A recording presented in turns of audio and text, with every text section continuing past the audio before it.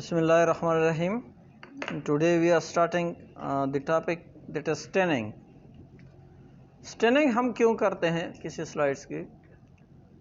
Staining हम इसलिए करते हैं because when we are preparing microscopic section, so we cannot see it under light microscope until we do not stain it.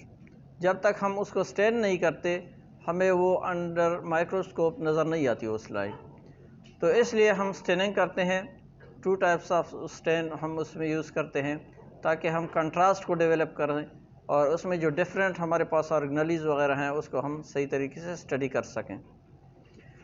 तो सबसे पहले staining की डिफिनीशन क्या है कि स्टेनिंग होती क्या है? The purpose of staining is to enhance the natural contrast and make various cells and tissue components visible. Staining का ये मतलब होता है कि हम एक नेचुरल कंट्रास्ट जो है वो डेवलप करें और इसके अलावा जो सेल्स और टिश्यू के जो कंपोनेंट्स हैं वो हमें विजिबल हो जाए, क्लियर कट तरीके से हमें उसकी समझ आ जाए, विजिबल डिटेल हमें उसकी समझ आ जाए, इसलिए हम इसकी स्टेनिंग करते हैं। Several types of staining process are adopted. Various types of stains हैं हमारे पास, जिस तरह पीरियाडिक सेफ रिएक्शन है, एल्शियन ब्लू है, इसके अलावा जो हमारे पास हीमाटॉक्सिलिन एंड इयोसिन है, मेसन ट्राइकोम है। Various types of stains available हैं and depending upon the study which you want. जिस तरह की स्टडी आप करना चाहते हैं, किस तरह के जो है कंपोनेंट्स आप स्टडी करना चाहते हैं, उसके लिए फिर स्टेन की स्पेसिफिसिटी है, उस बेस पे हम वो स्टेन यूज़ करते हैं। But commonly routine stain we use in the lab is the haematoxylin and eosin stain. हम कॉमनली जो है लैब में ये वाला स्टेन यूज़ करते हैं। Hematoxylin is a basic dye. It is a basic dye. It means that will stain the acidic component of the cell. Cell की जो acidic component है वो उसको डाई करेंगे, क्योंकि basic dye जो है वो acidic components के लिए affinity रखता है। ठीक है?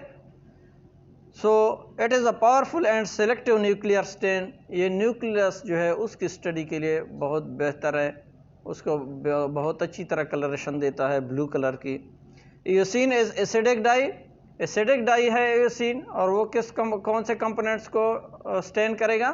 जो हमारे पास बेसिक कंपोनेंट्स हैं साइटोप्लाज्म के, उसको स्टेन करेगा और वो हमें पिंक कलरेशन ज़्यादातर देता है।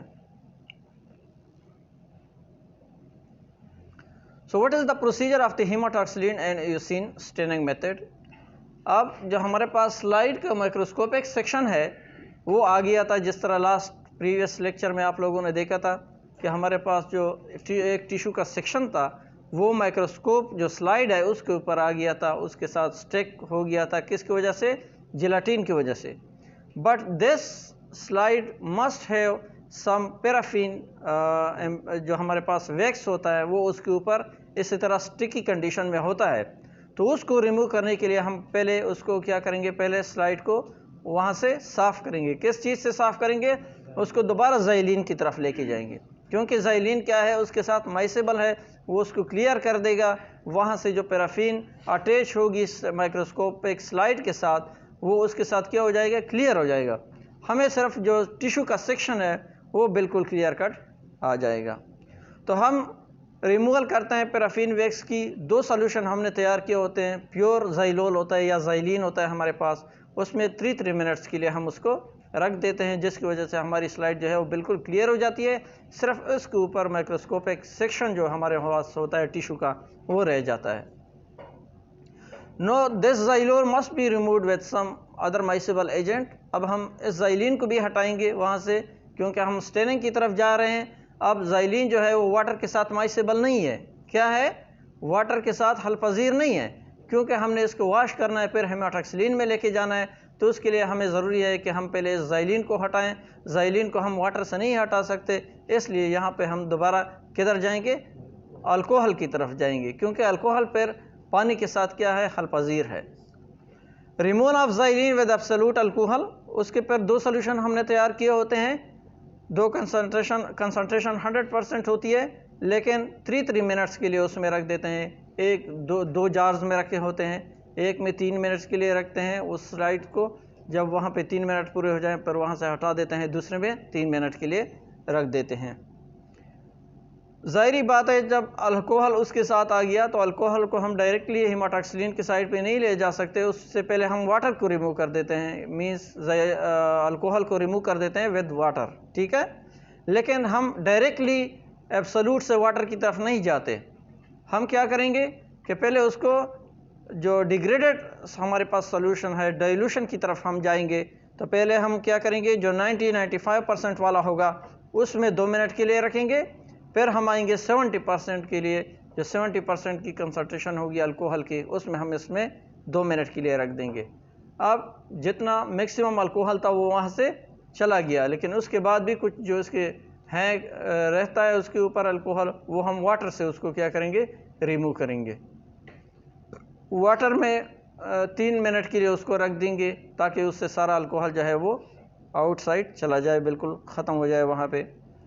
अब हम इसको दोबारा फिर हेमाटॉक्सिलिन की तरफ लेके जाते हैं। वाटर के बाद किधर ले जाएंगे, हेमाटॉक्सिलिन की तरफ लेके जाएंगे। उसमें तकरीबन 3 मिनट के लिए हम इसको 10 to 15 minute depending upon the concentration of the haematoxylin we have prepared. Haematoxylin की भी अपनी कंसंट्रेशन होती है कि कौन सी कंसंट्रेशन के साथ आपने तैयार किया हुआ है। अगर उसकी कंसंट्रेशन ज़्यादा है तो फिर इतना टाइम नहीं देते, क्योंकि फिर जो है काफ़ी स्लाइड जो है वो ब्लूइश हो जाती है उसकी वजह से। तो अगर कंसंट्रेशन उसकी कम है, थोड़ी सी डाइल्यूटेड फॉर्म में है, तो हम इसको 10 and 15 मिनट के लिए रख देते हैं। ज़ाहिरी बात है जब हमने उसको हेमाटॉक्सिलिन में रखा, हेमाटॉक्सिलिन का कंप्लीटली जो है वो स्लाइड को बाकायदा एक ब्लूइश कलरेशन देता है। आपका टिश्यू, एक तो यह है कि टिश्यू सेक्शन ने कलरेशन ले ली, उसके अलावा आपका जो स्लाइड है उसने भी बाकायदा माइक्रोस्कोपिक स्लाइड उस कंप्लीटली जो है वो ब्लूइश हो गया।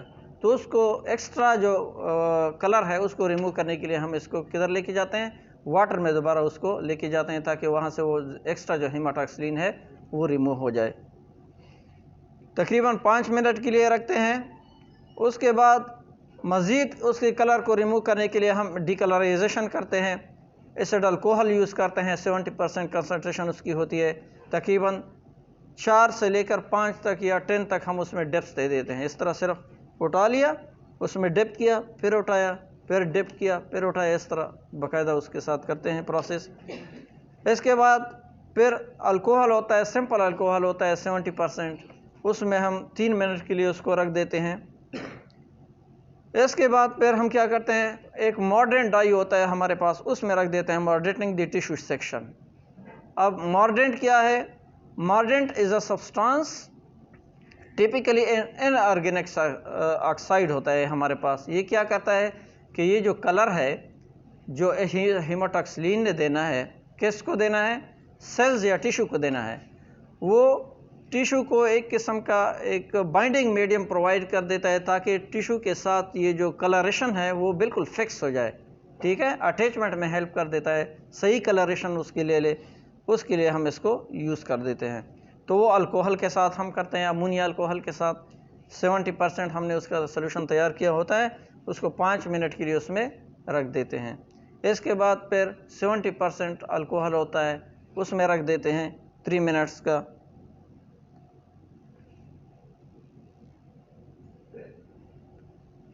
इसके बाद हम क्या करते हैं, जब अल्कोहल से निकालते हैं तो इसके काउंटर स्टेन में रखते हैं। काउंटर स्टेन हमारे पास अभी क्या है, यूसिन है, यूसिन है।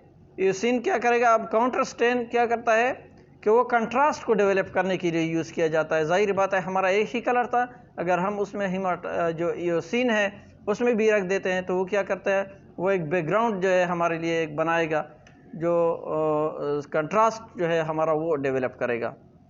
Counter stain is an additional dye that is used in microscopy specimen to produce a contrasting background और to make clear the distinction between different kinds of tissue.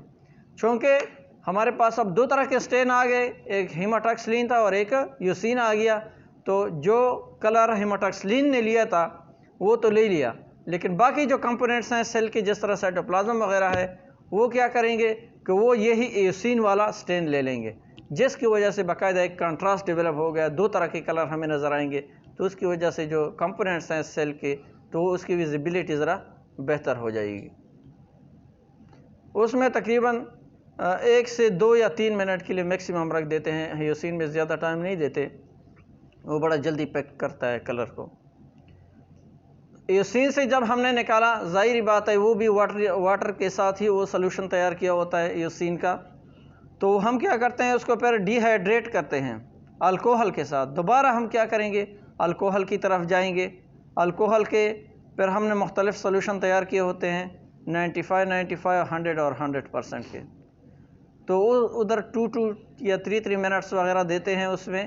तो वो क्या करेंगे, दोबारा अल्कोहल के जो एक्स्ट्रा हमारे पास एयोसिन कलर था वो भी वहाँ से ज़्यादातर रिमूव हो जाता है। लेकिन इसके बाद फिर हम क्या करेंगे, एंड पे हमारे पास जो है ज़ाइलिन होता है। ज़ाइलिन क्या करता है, वो बाकायदा क्लियर कर देता है वो हमारा जो टिश्यू सेक्शन है और साथ जो माइक्रोस्कोपिक स्लाइड है। हम ज़ाइलिन में थोड़ा सा रखते हैं, उस दौरान हम क्या करते हैं कि अब हमारी स्लाइड बिल्कुल तैयार हो गई है, हमने स्टेन कर लिया है, कंट्रास्ट उसमें डेवलप हो गया है। 2 तरह के कलर हमें नज़र आएंगे, एक ब्लूइश कलरेशन के कंपोनेंट्स होंगे और एक जो है पिंकिश कलरेशन के कंपोनेंट्स हमारे पास होंगे। न्यूक्लियस ज़्यादातर ब्लूइश कलर का होगा और जो साइटोप्लाज्म होगा वो हमारे पास पिंकिश कलर का नज़र आएगा। अब अल्कोहल के बाद जब हमने इसको ज़ाइलिन में रखा, ज़ाइलिन में अभी फ़िलहाल ये पड़े रहते हैं, हम इसके ऊपर कवर स्लिप चढ़ाते हैं। कवर स्लिप के लिए जो टर्म हम यूज़ करते हैं that is called the mounting. Mounting में क्या करते हैं कि ज़ाहिरी बात है एक टिश्यू है वो अगर वैसे ही पड़ा रहेगा तो वो टाइम के साथ उड़ भी सकता है, या जो है वो अगर हम उस फ्रैक्शन के साथ वो जो है टिश्यू उड़ भी सकता है। तो इसके लिए हम क्या करते हैं कि टिश्यू को प्रोटेक्ट करने के लिए उसके ऊपर एक कवर स्लिप चढ़ा देते हैं। कवर स्लिप जानते हैं, वो छोटा सा ग्लास का टुकड़ा होता है, ट्रांसपेरेंट टाइप सा होता है। वो ज़ाहिरी बात है जब हम टिश्यू के ऊपर रख देंगे तो वो वहाँ से वो महफूज हो जाएगा। तो इस कवर स्लिप को इस टिश्यू और माइक्रोस्कोपिक स्लाइड के साथ अटैच करने के लिए हम एक मीडियम यूज़ करते हैं। जिस तरह हमने टिश्यू और जो माइक्रोस्कोपिक स्लाइड था वहाँ पे माउंटिंग के दौरान हमने जिलेटिन यूज़ किया था जब हम उसमें से टिश्यू उठा रहे थे, तो इस तरह इधर भी हम माइक्रोस्कोपिक सेक्शन और माइक्रोस्कोपिक स्लाइड इसको प्रोटेक्ट करने के लिए जो टिश्यू का वाला एरिया है उसको कवर करने के लिए एक कवर स्लिप यूज़ करते हैं ट्रांसपेरेंट, और उन दोनों को अटैच करने के लिए एज अ फिक्सिंग मीडियम हम एक मीडियम यूज़ करते हैं जिसको हम DPX कहते हैं या कनाडा बाल्सम कहते हैं। वो बड़ा ट्रांसपेरेंट होता है, वो टिश्यू की जो है लाइट की एक्टिविटी पे कोई असर उसका नहीं होता, बिल्कुल शफाफ सा होता है। वो एक जस्ट ड्रॉप डालते हैं उस टिश्यू के ऊपर या उसके साइड पे, फिर हम उस पर क्या करते हैं कवर स्लिप को रख देते हैं। जब कवर स्लिप के ऊपर रख देते हैं, कवर स्लिप जो मीडियम है वो खुद ब खुद ही इस तरह जो है स्प्रेड हो जाता है और कवर स्लिप जो है उसके ऊपर आ जाती है। Now the slide is can be used for the visibility of various components. अब स्लाइड को आप देख सकते हैं, लेकिन चूँकि अभी ये नया होता है इसलिए हम उसको थोड़ा सा टाइम देते हैं, तकरीबन अगर कंप्लीट थोड़ा सा हॉट कंडीशन में रख देते हैं तो कल एक दिन मैक्सिमम दे देते हैं ताकि वो कम्प्लीटली जो है वो मीडियम खुश्क हो जाए, उसके साथ चिपक जाए, फिर वो जो है बिल्कुल नहीं उतरता। अगर उतारना है तो आपने उसको दोबारा फिर ज़ाइलिन में दोबारा रिवर्स प्रोसेस करना है। लेकिन फिर स्लाइड जो है अगर सालों साल पड़ी रहे तो आप स्लाइड को बाकायदा देख सकते हैं, स्लाइड पर ख़राब नहीं होती। ठीक है, कई सालों तक पड़ी रहे तो वो स्लाइड बिल्कुल महफूज रहती है जब तक आप जो है ख़ुद उसको साथ कुछ छेड़े ना या उसको टूटने ना दें। ठीक है, तो this was all about the staining technique.